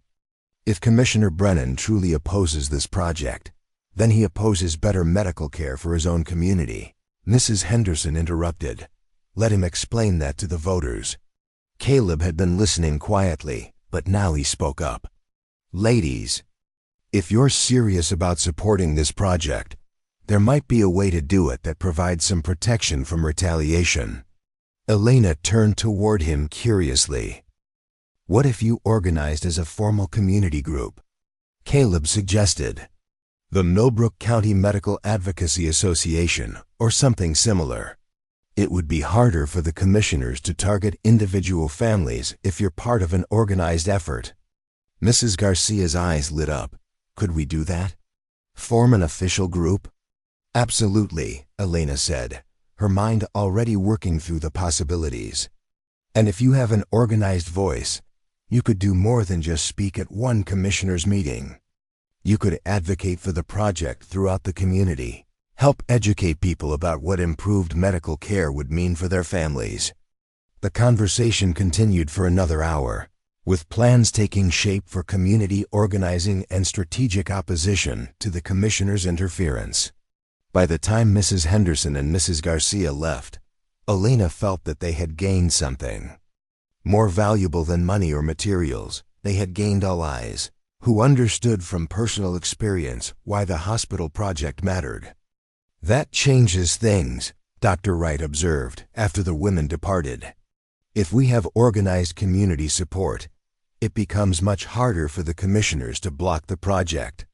It also makes us a bigger target," Caleb pointed out. "Commissioner. Brennan can't ignore organized opposition to his authority." Elena shifted in her chair, trying to find a comfortable position as the baby seemed to be using her ribs as a punching bag. The pregnancy was making everything more urgent. She needed to see this project succeed, not just for the community, but for her own child who would be born into whatever medical system they managed to create. "Caleb," she said, "what do we know about Commissioner Brennan personally? What motivates him? What does he fear? What does he want?" "Money and power," Caleb replied immediately. "He's built his political career on controlling local development and making sure he profits from any significant construction project. Then we give him what he wants," Elena said. Dr. Wright looked at her sharply. "Elena, you can't be suggesting we bribe him." "Not bribe him," Elena corrected. "Include him. Make him a partner in the project's success rather than an opponent of its existence." Fletcher, who had been quietly listening to the discussion, suddenly straightened in his chair. "You know, Mrs. Vasquez, that might actually work. If Commissioner Brennan's lumber mill supplied materials for the hospital construction, he'd have a financial incentive to support the project." "Exactly," Elena said. "Instead of fighting his desire for profit, we make the hospital project profitable for him, but that would increase our construction costs significantly," Caleb observed. "Brennan's mill charges premium prices." Elena felt another strong kick from the baby and pressed her hand to her side. "What's more expensive, paying premium prices for lumber, or having the county commissioners shut down our entire project?" The question hung in the air while everyone considered the implications. Compromising with Commissioner Brennan would mean accepting higher costs and giving influence to someone whose motivations were primarily selfish. But it might also mean the difference between building a hospital and facing insurmountable political opposition. "There's another consideration," Dr. Wright said slowly. "If we bring Brennan into the project as a supplier, he becomes invested in our success. That could actually help with other obstacles we haven't anticipated yet." Elena felt the baby settle into a less active position and allowed herself to relax slightly. The afternoon had brought both new challenges and new opportunities. The commissioners' meeting next Thursday would be crucial, but they now had a strategy for dealing with it. "Mr. Fletcher," Elena said, "how quickly could you get cost estimates for using Brennan's lumber mill as our primary supplier?" "I could have figures for you by Monday," Fletcher replied. "But Mrs. Vasquez, are you sure you want to do business with someone who's been opposing your project?" Elena considered the question seriously. Working with Commissioner Brennan felt like making a deal with someone whose values were fundamentally different from theirs. But building the hospital required navigating political realities, not just medical and architectural ones. "Mr. Fletcher," she said finally, "I want to build a hospital that saves lives. If that means working with people I don't particularly like, then that's what I'll do." As the meeting concluded and their visitors departed, Elena found herself alone with Caleb for the first time in days. The ranch house felt quiet after the intensity of planning discussions and strategic conversations. "Elena," Caleb said, settling into the chair beside her, "are you sure you're ready for what comes next? The commissioners' meeting, the community organizing, the political maneuvering, it's going to be intense, and you're due to give birth in less than a month." Elena looked toward the sound of his voice. hearing concern in his tone that went beyond the practical aspects of their partnership. "Caleb," she said, "this baby is going to be born into whatever medical system we create or fail to create. I can't afford to step back from this project just because the timing is challenging. But if something goes wrong during the birth," Caleb said quietly, "if there are complications that require more advanced care than Dr. Wright can provide in his current clinic, then that proves exactly why we need to build this hospital," Elena interrupted. "And why we need to build it as quickly as possible." Outside, the Texas evening was settling over the ranch with the kind of quiet that comes before storms. Elena could feel pressure building, not just from her pregnancy, but from the forces that would soon converge around their hospital project. Commissioner Brennan, community supporters, construction challenges, and political obstacles were all moving toward a confrontation that would determine whether their vision became reality or joined the long list of broken promises that had disappointed Millbrook County before. But for the first time since the project began, Elena felt they had the alliances and strategies necessary to succeed. The storm was gathering, but they were no longer facing it alone. Thursday's commissioners' meeting would be the first real test of their community support and political strategy. Elena was ready for that test, even as her body prepared for the more personal challenge of bringing new life into a world she was working to improve. The battle for the hospital was about to begin in earnest. The Millbrook County Courthouse had never seen a crowd like the one that gathered on that humid Thursday evening in late August. Elena sat in the front row of the packed meeting room, her 8.5-month pregnant belly making the wooden chair uncomfortable, but her determination unwavering. Behind her, she could hear the voices of supporters who had traveled from across the county to attend the commissioners' meeting: farmers, mill workers, shopkeepers, and mothers who had experienced firsthand the limitations of inadequate medical care. Commissioner Harold Brennan sat at the head of the 5-member panel, his thick gray mustache twitching with barely concealed irritation as he surveyed the unusually large audience. Elena couldn't see his expression, but she could feel the tension radiating from his position like heat from a forge. "This special session of the Millbrook County Commissioners' Court is now in order," Brennan announced, his voice carrying the authority of someone accustomed to controlling local proceedings. "We're here to discuss concerns about unauthorized construction projects that may impact county resources and regulations." Elena felt Caleb shift beside her, his quiet presence both comforting and steadying. Dr. Wright sat on her other side, his medical bag at his feet in case her pregnancy required attention, during what promised to be a lengthy and contentious meeting. "Before we begin," Brennan continued, "I want to remind everyone present that this is an official government proceeding. Comments from the public will be limited to 5 minutes per speaker, and only after the commissioners have had opportunity to present their concerns." Mrs. Henderson, sitting 2 rows behind Elena, spoke up immediately. "Commissioner Brennan, with respect, this meeting was called to discuss a project that directly affects our families. Shouldn't we have the right to speak about our own community's needs?" Brennan's response was sharp. "Mrs. Henderson, you'll have your opportunity to comment when I call for public input. Until then, I'd appreciate your cooperation in maintaining proper decorum." Elena heard the subtle threat in his tone and realized that this meeting was as much about asserting political control as it was about addressing the hospital project. Brennan was using official procedures to intimidate community members who dared to support changes he hadn't approved.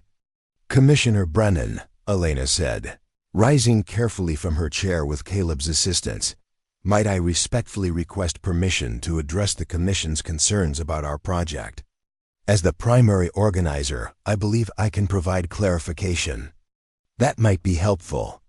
Brennan studied her for a long moment, his eyes taking in her advanced pregnancy and her confident posture. Elena could practically feel him calculating whether denying her request would make him appear unreasonable in front of the packed audience. "Very well, Mrs. Vasquez," he said finally. "You may present your clarifications." Elena moved carefully to the front of the room, accepting Caleb's steadying hand as she positioned herself where her voice would carry clearly to both the commissioners and the audience. "Commissioners," she began, her voice steady despite the baby's restless movements, "I understand your concerns about our medical facility project, and I want to address them directly and honestly." She paused, feeling the weight of dozens of eyes upon her, some supportive, some skeptical, some openly hostile. "First, this project is being built entirely on private land with private funding. We are not requesting county resources, county land, or county financial support. Second, the facility is being designed to serve the entire community regardless of patients' ability to pay. Third, we are following all applicable building codes and regulations with proper permits and professional oversight." Commissioner Janet Torres, the only woman on the 5-member panel, leaned forward with interest. "Mrs. Vasquez, what specific medical services would this facility provide that aren't currently available through Dr. Wright's clinic?" Elena felt a flutter of hope. Commissioner Torres seemed genuinely interested in the project's merits rather than its political implications. "Commissioner Torres, our facility will include multiple examination rooms, proper surgical capability, X-ray equipment, a maternity ward, and isolation rooms for infectious diseases," Elena replied. "Most importantly, we'll have the space and equipment necessary to treat multiple patients simultaneously and handle medical emergencies that currently require transport to Dallas." "And the cost of this facility?" asked Commissioner Robert Hayes, a thin man with wire-rimmed glasses who owned the county's largest grain operation. Elena had prepared for this question, knowing that the financial scope of the project would either impress or intimidate the commissioners. "The total cost will be approximately $40,000, she said, hearing a collective intake of breath from the audience. "This includes building construction, medical equipment, and sufficient operating funds for the first 2 years." Commissioner Brennan's mustache twitched again. $40,000 is more money than most people in this county will see in their lifetimes. "Mrs. Vasquez, where exactly is this funding coming from?" Elena had dreaded this question because it required explaining Samuel Morrison's legacy without appearing to exploit Caleb's family tragedy for political advantage. "The funding comes from the estate of Dr. Samuel Morrison," she said carefully. "Dr. Morrison left detailed plans and financial resources specifically designated for building a hospital to serve rural Texas communities. We are fulfilling his wishes while addressing our community's medical needs." "Dr. Samuel Morrison," Commissioner Torres repeated thoughtfully. "The gentleman who owned the Morrison Ranch before it passed to his nephew." "Yes, ma'am," Elena replied. Dr. Morrison had been corresponding with medical professionals and planning this project for several years before his death. Commissioner Brennan leaned back in his chair, his expression calculating. Elena realized he was reassessing the political dynamics of opposing a project that fulfilled a deceased doctor's charitable wishes. "Mrs. Vasquez," he said slowly, "while this project may be well-intentioned, the commissioners have concerns about its impact on county infrastructure. The roads leading to the Morrison Ranch weren't designed for the increased traffic that a medical facility would generate." Elena felt her heart sink. Road maintenance was indeed a county responsibility, and Brennan had found a legitimate government concern that could justify interference with their project. "Furthermore," Brennan continued, warming to his theme, "emergency services coordination becomes complicated when medical facilities are located outside established municipal boundaries. The county would bear increased responsibility for ambulance service, fire protection, and other emergency responses." Elena glanced back at Caleb, seeing her own concern reflected in his expression. These were serious practical issues that they hadn't fully considered in their planning. But before Elena could respond, Mrs. Garcia stood up in the audience. "Commissioner Brennan, with respect, my baby nearly died from pneumonia last winter." Because we don't have adequate emergency medical care now. If this new facility means better emergency services, even if it costs the county more money, isn't that a worthwhile investment in our children's lives? A murmur of agreement rippled through the audience, and Elena saw Brennan's jaw tighten with irritation at the interruption. Mrs. Garcia, Brennan said sharply, public comment will be taken at the appropriate time. This is not a town hall meeting. Actually, Commissioner Brennan, Dr. Wright said, rising from his seat, I believe Mrs. Garcia raises an important point about emergency medical services that directly relates to the Commissioner's concerns.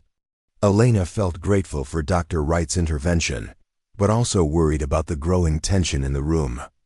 Dr. Wright, Commissioner Torres said, please share your perspective on the emergency services question. Dr. Wright moved to stand beside Elena, his presence lending medical authority to their position. Commissioners, he said, the proposed medical facility would actually reduce the county's emergency service burden, not increase it. Currently, serious medical emergencies require ambulance transport to Dallas, a 2-hour round trip that leaves our county without emergency coverage. A local facility with surgical capability would handle most emergencies locally, freeing up ambulance service for other calls. Commissioner Hayes adjusted his glasses thoughtfully. Dr. Wright, are you officially endorsing this hospital project? I am, Dr. Wright replied without hesitation. As the county's only physician, I can attest that inadequate medical facilities have cost lives. This project would provide medical care comparable to what's available in major cities. Elena felt a sudden sharp pain in her lower back and pressed her hand against her side. The stress of the meeting, combined with standing for an extended period, was taking its toll on her pregnancy. Caleb immediately moved to her side. Elena, are you all right? I'm fine, she whispered, though the pain was intensifying. Just tired. Commissioner Brennan noticed the exchange and seized the opportunity to assert control. Mrs. Vasquez, perhaps you should sit down. This meeting is clearly too strenuous for someone in your condition. Elena felt a flash of anger at his condescending tone. Commissioner Brennan, I'm perfectly capable of participating in a discussion about my community's medical needs. But even as she spoke, another sharp pain cut through her lower abdomen, strong enough to make her gasp audibly. Dr. Wright was beside her immediately, his hand checking her pulse while his eyes assessed her condition with professional concern. Elena, he said quietly, I think we need to step outside for a moment. No, Elena said firmly, though she was beginning to suspect what the pains might indicate. We need to finish this discussion first.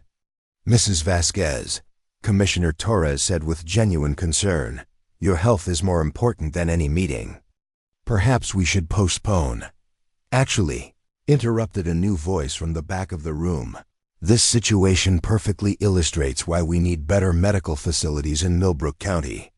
Elena turned toward the voice and heard footsteps approaching. Someone she didn't recognize was walking toward the front of the room with confident strides. And you are? Commissioner Brennan demanded. Dr. Margaret Sullivan from Dallas Presbyterian Hospital, the woman replied. I drove down here tonight, specifically to observe this meeting and assess the proposed medical facility. Elena felt another contraction, stronger this time, but also felt a surge of hope. Dr. Sullivan's presence added medical credibility that could counter the commissioner's political maneuvering. Dr. Sullivan, Commissioner Torres said, what brings you to Millbrook County? Dr. Samuel Morrison corresponded with our hospital about staffing for his proposed rural medical facility. Dr. Sullivan explained. When we learned that his plans were moving forward, several of our doctors expressed interest in participating. I came tonight to evaluate the community support and official cooperation for the project. Elena gripped Caleb's arm as another contraction hit. The timing was terrible, but also somehow perfect. Her labor pains were providing real-time demonstration of why adequate medical facilities mattered. Dr. Sullivan, Dr. Wright said.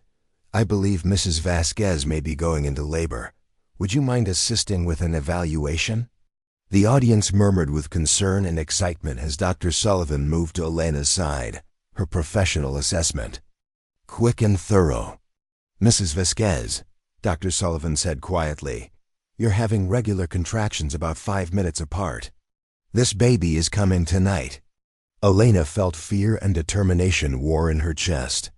Her child was about to be born during the most important political battle of the hospital project, born into a medical system that she had been fighting to improve. "Dr. Wright," she said, her voice carrying clearly through the suddenly quiet meeting room, "can you safely deliver my baby in your current clinic? Or do we need to attempt the 2-hour journey to Dallas?" The question hung in the air like a challenge. Everyone in the room understood that Elena's situation was exactly the kind of medical emergency that the proposed hospital was designed to address. Dr. Wright's answer would determine not just the safety of Elena's delivery, but the political fate of their entire project. "Elena," Dr. Wright said, his voice steady but honest, "with Dr. Sullivan here to assist, I can deliver your baby safely in my clinic. But if there are complications, if you need surgical intervention or advanced emergency care, we'll be taking significant risks by not going to Dallas." Another contraction gripped Elena, strong enough to make her double over slightly. As the pain subsided, she straightened and looked directly at Commissioner Brennan. "Commissioner Brennan," she said, her voice carrying new urgency, "my baby is about to be born into the medical system you're debating tonight. The choices you make in this room will determine what kind of care my child receives, not just during birth, but throughout their life." She paused, feeling another contraction. Building. "I'm asking you to approve this project, not as a political favor, but as a commitment to protecting the children of Millbrook County," she continued, "including the child I'm about to bring into this world." The room fell silent except for the tick of the courthouse clock and Elena's slightly labored breathing. Commissioner Brennan stared at her for a long moment, his political calculations clearly visible on his face. Finally, he spoke.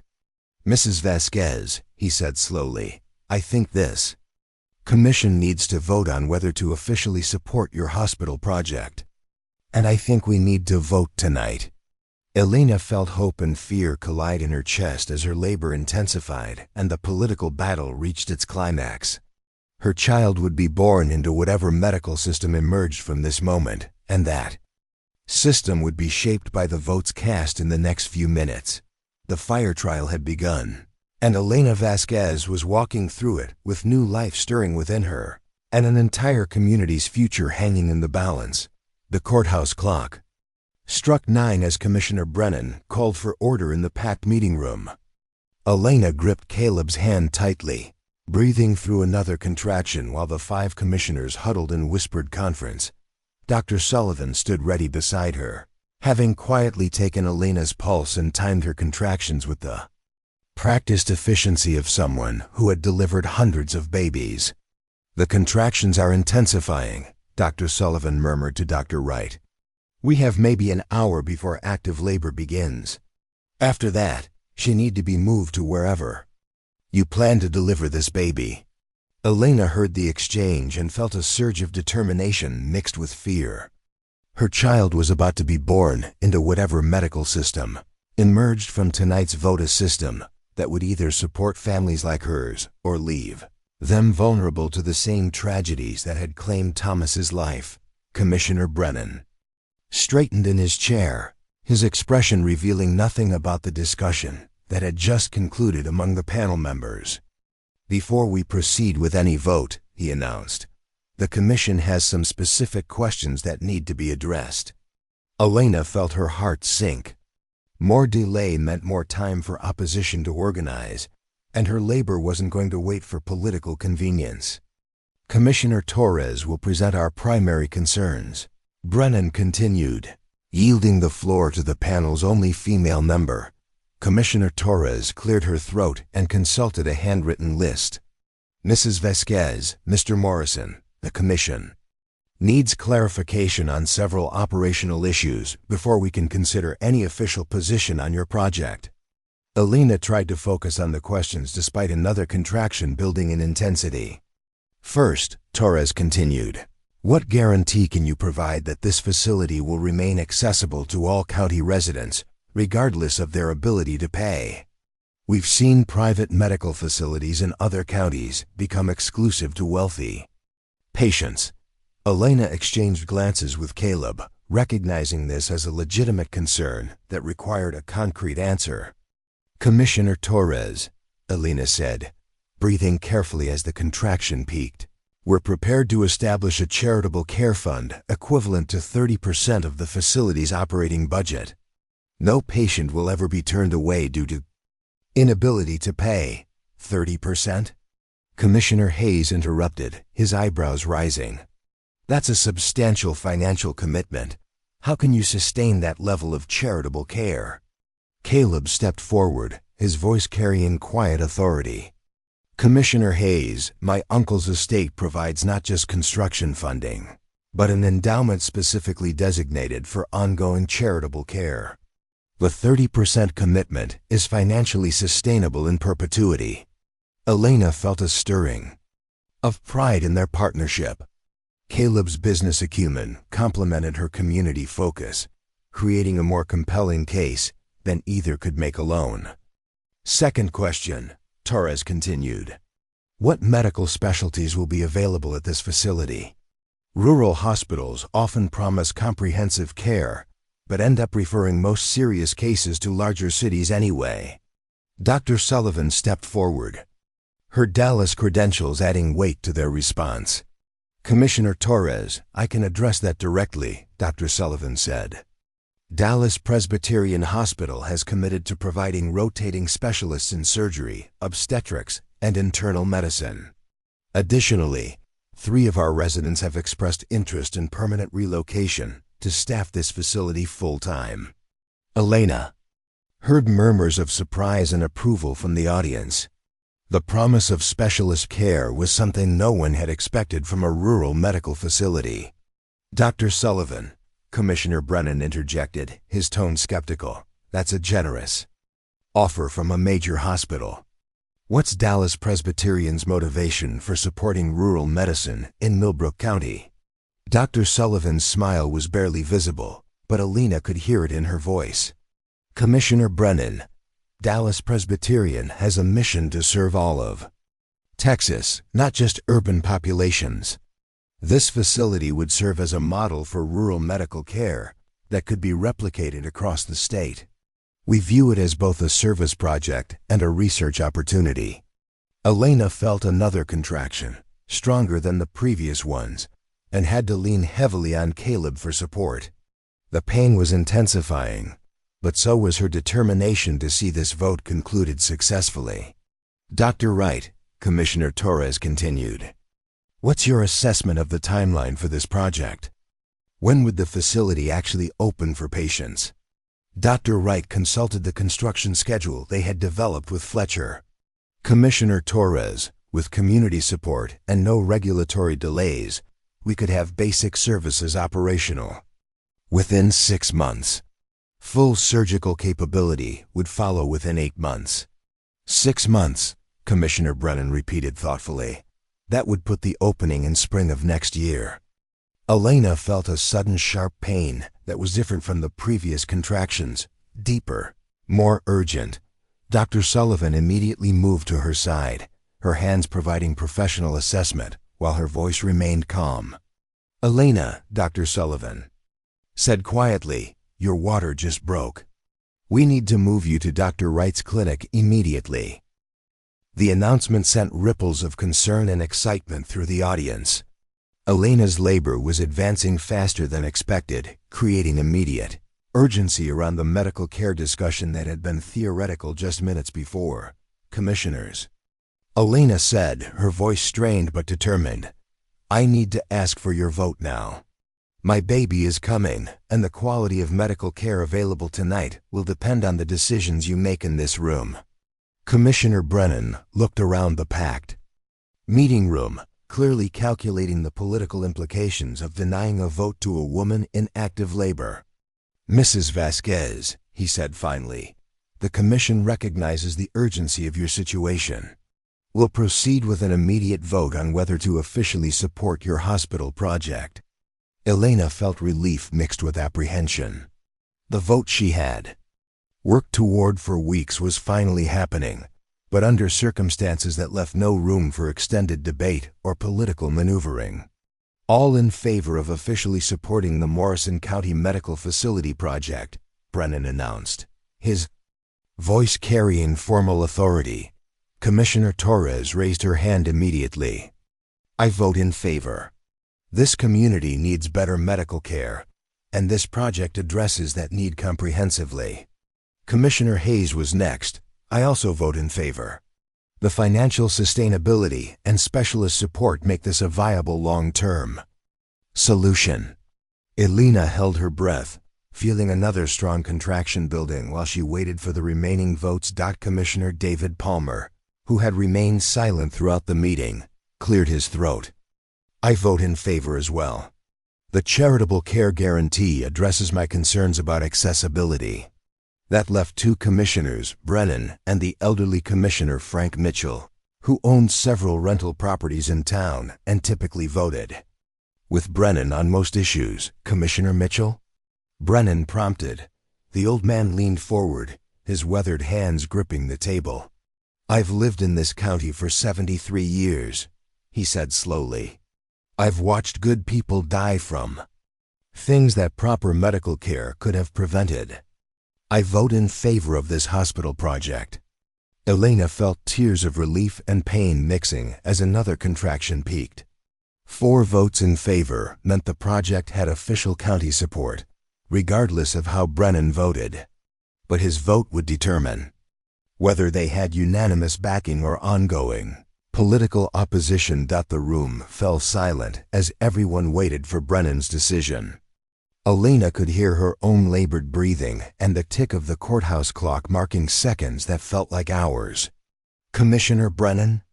Torres prompted gently. Brennan sat back in his chair, his expression revealing the internal calculations of a seasoned politician. Elena realized he was weighing the political cost of opposing a project that had just received overwhelming support from his fellow commissioners and the Kazov community. "I vote in favor," he said finally, "with the condition that Brennan Lumber Company be given priority consideration for material supply contracts." Elena almost laughed despite her pain. Even in supporting their project, Brennan was ensuring his own financial benefit. But she didn't care about his motivations, only about the outcome.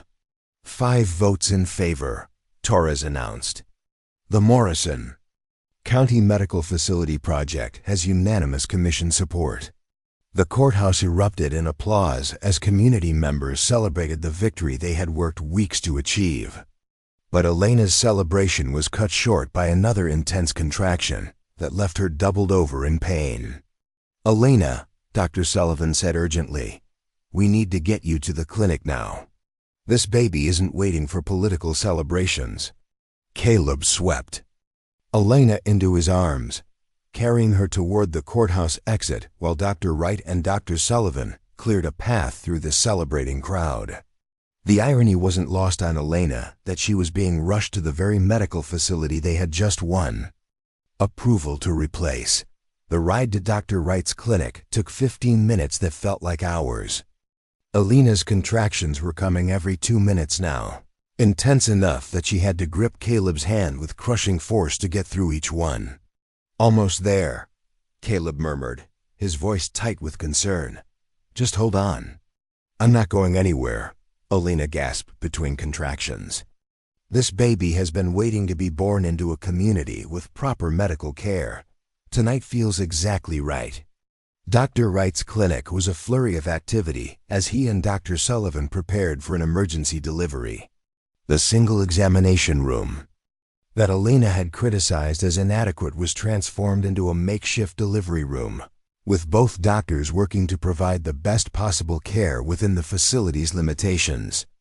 "Elena," Dr. Sullivan said, checking her progress, You're fully dilated. This baby is ready to be born."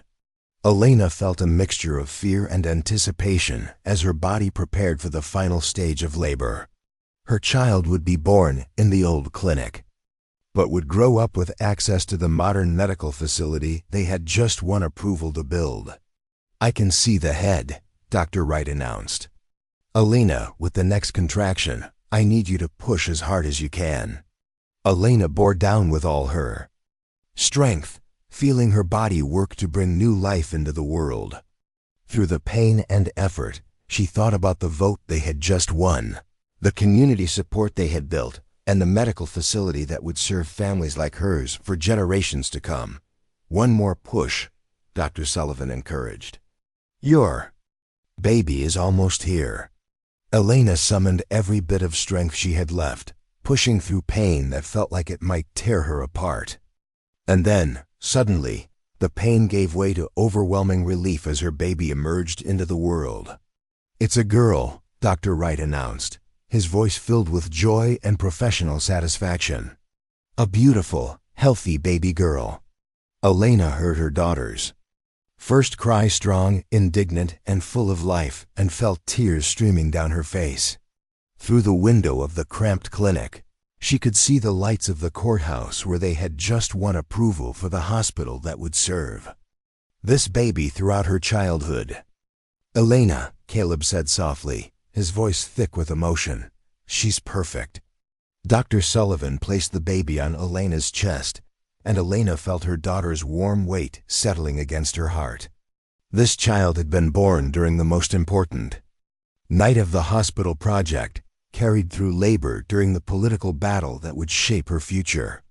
"What will you name her?" Dr. Wright asked as he completed the post-delivery procedures. Elena looked down at her daughter's tiny face, thinking about the journey that had brought them to this moment, the auction that had seemed like an ending, the partnership that had become something more, the community fight that had just been won. "Hope," Elena said without hesitation. "Her name is Hope Morrison Vasquez." Outside the clinic, dawn was breaking over Millbrook County, painting the sky in shades of gold and pink that promised a new day. The vote had been won, the baby had been born safely, and the future that had seemed impossible just months ago was now within reach. But as Elena held her daughter close and felt the exhaustion of labor settling over her, she realized that winning the vote was just the beginning. Building the hospital, training staff, and establishing the medical services they had promised would require months of additional work. Hope Morrison Vasquez had been born into a community that had just committed to protecting its children's health and future. Now it was up to Elena, Caleb, and their growing coalition of supporters to make that commitment real. The most important battle had been won, but the real work was just beginning. 1 year later, the morning sun cast long golden rays across the dedication ceremony platform as Elena adjusted the ribbon that would officially open the Morrison County Medical Center. Baby Hope, now 10 months old and taking her first tentative steps, tugged at her mother's dress while dozens of families gathered on the hospital's front lawn. The building that rose behind them represented everything they had fought to achieve: 3 stories of red brick and gleaming windows, with ambulance bays, a helicopter landing pad, and the most advanced medical equipment between Dallas and San Antonio. "Are you ready for this?" Caleb asked, settling Hope into his arms while checking his watch. As hospital board chairman, he would deliver the opening remarks, but everyone knew the real credit belonged to the woman beside him who had transformed a desperate auction into a community revolution. Elena smiled, feeling the weight of the moment. "I've been ready since the night Hope was born in Dr. Wright's cramped clinic. Every day she's grown stronger has reminded me why we couldn't accept limitations as permanent conditions." The crowd included faces that told the story of their year-long construction battle. Mrs. Henderson and Mrs. Garcia stood with the Millbrook County Medical Advocacy Association they had founded, now grown to over 200 members. Commissioner Brennan chatted with James Fletcher, the construction foreman, whose crews had worked through winter weather to meet their ambitious timeline. Dr. Sullivan had driven down from Dallas with 3 other specialists who would staff the hospital's rotating specialty clinics, but the most meaningful presence was Thomas Vasquez's mother, Maria, who had traveled from San Antonio for the dedication ceremony. The elderly woman had embraced Elena and Caleb as family, declaring that her son's death had meaning if it led to saving other lives. "Ladies and gentlemen," Caleb announced from the podium, his voice carrying easily across the assembled crowd. "Welcome to the dedication of the Morrison County Medical Center, a facility built not by politicians or corporations, but by a community that refused to accept preventable tragedy as inevitable." Elena listened from her seat on the platform, holding hope on her lap while the baby played with a small wooden rattle that Caleb had carved. The past year had transformed not just the medical landscape of Millbrook County, but Elena's own understanding of what one person could accomplish when supported by the right partnerships and motivated by genuine purpose. "This hospital exists because a pregnant widow auctioned for debt refused to accept limitations," Caleb continued, his eyes finding Elena's in the crowd. "Because a silent rancher discovered that the most important conversations happen when people who need help meet people who can provide it. And because a community learned that the biggest changes start with the smallest acts of courage." The construction had been a marathon of challenges that tested everyone's commitment. Winter storms had delayed foundation work for 6 weeks. Supply shortages had forced them to redesign entire sections of the building. And a fire at Commissioner Brennan's lumber mill had nearly derailed the project until competing suppliers rallied to provide materials at cost. But each obstacle had also revealed new sources of community strength. When specialized medical equipment was delayed, local metalworkers fabricated temporary solutions. When skilled labor was scarce, ranchers and farmers volunteered their time and expertise. When funding ran low for landscaping, the Women's Auxiliary organized fundraising events that brought in enough money to plant gardens around the entire facility. "Dr. Wright," Caleb said, "would you please share what this facility means for medical care in our region?" Dr. Wright approached the podium with the confident bearing of a man whose professional dreams had become reality. The past year had transformed him from an overworked country doctor into the chief medical officer of a state-of-the-art facility. "Friends and neighbors," Dr. Wright began, "1 year ago, I was treating broken bones without x-rays, delivering babies by lamplight, and watching good people suffer because I didn't have adequate resources to help them. Today, this hospital offers emergency surgery, advanced diagnostic capabilities, specialist consultations, and 24-hour emergency care." Elena felt tears prick her eyes as Dr. Wright continued, describing the medical capabilities that would have saved Thomas's life and prevented countless other tragedies. "But more than the equipment and facilities," Dr. Wright said, "this hospital represents a community's commitment to protecting its most vulnerable members. Every patient who walks through these doors will receive care based on their medical needs, not their ability to pay. Every family facing medical crisis will know that help is available within minutes, not hours." The audience erupted in applause, and Elena saw tears on many faces, people remembering loved ones lost to medical emergencies that could now be treated locally. "Mrs. Elena Vasquez Morrison," Dr. Wright announced, "would you please come forward to officially open the Morrison County Medical Center?" Elena rose carefully, still adjusting to her married name after the small ceremony she and Caleb had held 3 months earlier. Their wedding had been attended by the same community members who now surrounded the hospital, celebrating not just a marriage, but the completion of a shared vision. As Elena approached the ribbon stretched across the hospital's main entrance, she thought about the journey that had brought them to this moment. The auction that had seemed like the end of her world had actually been the beginning of something larger than she could have imagined. "This hospital," Elena said, her voice carrying across the crowd, represents what becomes possible when people refuse to accept that things must remain as they've always been. When I was auctioned for debt 11 months ago, I thought my life was over. Instead, it was just beginning. She paused, looking out at faces that had become family people who had supported the project through political opposition, construction delays, and funding challenges. But this hospital isn't really about buildings or equipment, Elena continued. It's about the conviction that every life has value, that every family deserves access to medical care, and that communities can solve their own problems when they work together with courage and persistence. Elena lifted the golden scissors provided for the ceremony, but before cutting the ribbon, she turned to address one specific section of the crowd. I want to recognize the families who lost loved ones to medical emergencies that proper facilities could have prevented, she said, her voice thick with emotion. Thomas Vasquez, Marcus Thompson, James Rodriguez, Kevin Chun, and so many others whose deaths inspired this hospital. Their memory lives on in every life this facility saves. As Elena cut the ribbon, the crowd surged forward to tour the facility they had helped build. The main lobby featured a memorial wall honoring those whose deaths had motivated the hospital's construction, with Thomas's name prominently displayed alongside Samuel Morrison's and the others who had died from preventable medical emergencies. The tour revealed rooms that exceeded everyone's expectations. The emergency department included 4 trauma bays with advanced life support equipment.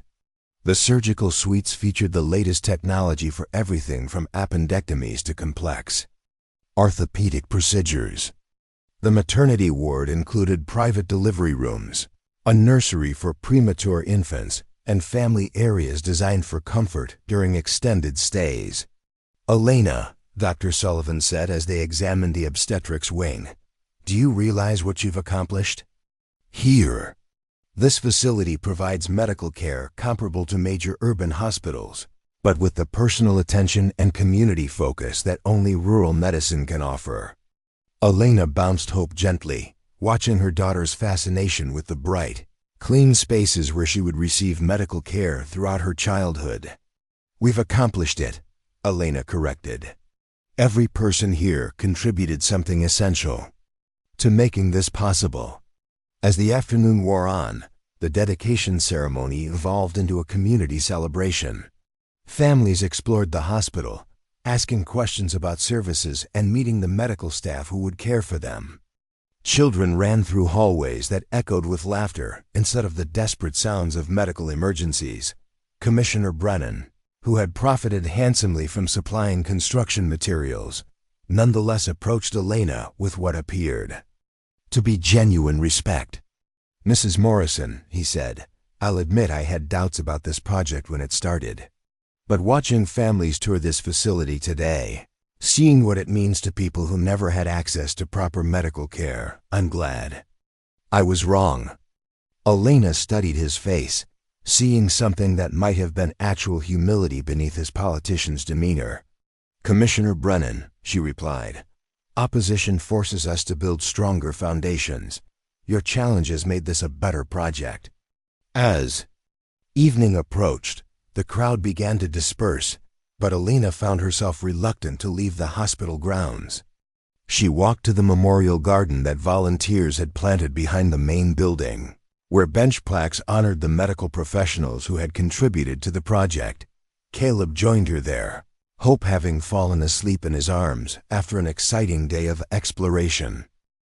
"Do you think we've actually done it?" Elena asked, looking back at the hospital building illuminated against the darkening sky. "Do you think we've really changed permanently?" Caleb was quiet for a moment, considering her question seriously. "Elena," he said finally, 3 months ago, Mrs. Henderson's youngest daughter fell from a horse and broke her leg in 2 places. Dr. Wright was able to set the fracture with X-ray guidance, perform surgery to insert pins, and have her walking again within 6 weeks. A year ago, that same injury would have meant a dangerous trip to Dallas and possible permanent disability. Elena nodded, remembering the case that had been one of their first complex emergency procedures. Last month, Caleb continued, old Mr. Foster had a heart attack during Sunday service. Our ambulance crew had him in surgery within 20 minutes, and he was back home within a week. Before this hospital, he would have died in the church pew.